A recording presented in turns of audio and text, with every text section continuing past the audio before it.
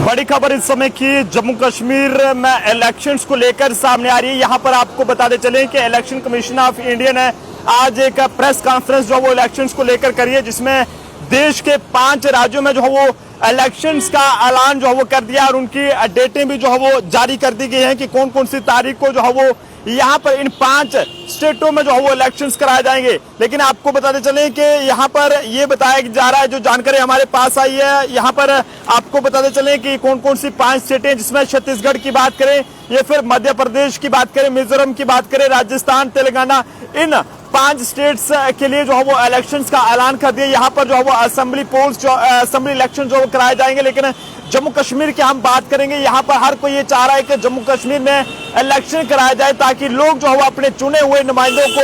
आगे चुनकर भेजें और वो जो है वो उनके मसलों को हल करें। क्योंकि जिस तरह के हालात जम्मू कश्मीर में अभी बने हुए हैं, बेरोजगारी जो है वो काफी ज्यादा बढ़ चुकी है, महंगाई जो है वो काफी ज्यादा है। कोई भी छोटे कारोबार से जुड़े लोगों की बात करें तो वो भी जो है वो काफी ज्यादा परेशान है। लेकिन आज कहीं ना कहीं जम्मू कश्मीर को लेकर भी जो है वो इलेक्शन कमीशन ऑफ इंडिया ने ये एक इलेक्शन को लेकर बयान दिया है, जिसमें ये कहा है कि जम्मू कश्मीर में सिक्योरिटी सिचुएशन को जो है वो ध्यान में रखते हुए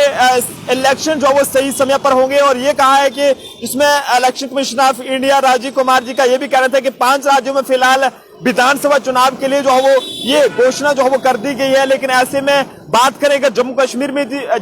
की, तो जम्मू कश्मीर में भी जो है वो चुनाव तब होंगे जब सुरक्षा स्थिति यानी कि सिक्योरिटी सिचुएशन और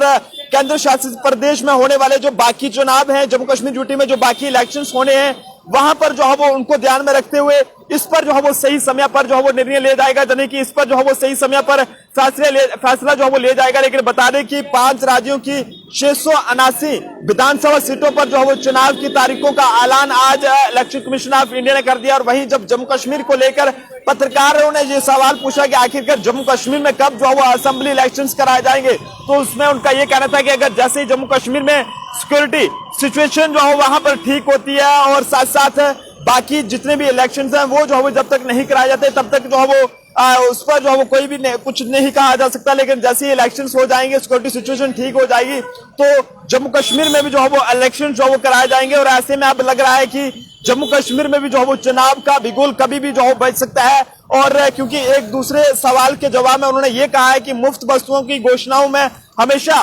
लोकल बावनबाद का तड़का जो है वो होता है। और ऐसे में जनता को ये जानने का अधिकार है कि मुफ्त वस्तुएं जो है वो कहां से आएंगी। तो इससे ऐसा लगता है कि कहीं ना कहीं जम्मू कश्मीर में भी किसी वक्त भी जो है वो असेंबली इलेक्शंस हो सकते हैं। लेकिन एक बड़ी बात उन्होंने ये कही है कि जब तक जम्मू कश्मीर में सिक्योरिटी सिचुएशन और यानी कि सिक्योरिटी सिचुएशन जो है पूरे तरीके से ठीक नहीं होती, या फिर ये कहें कि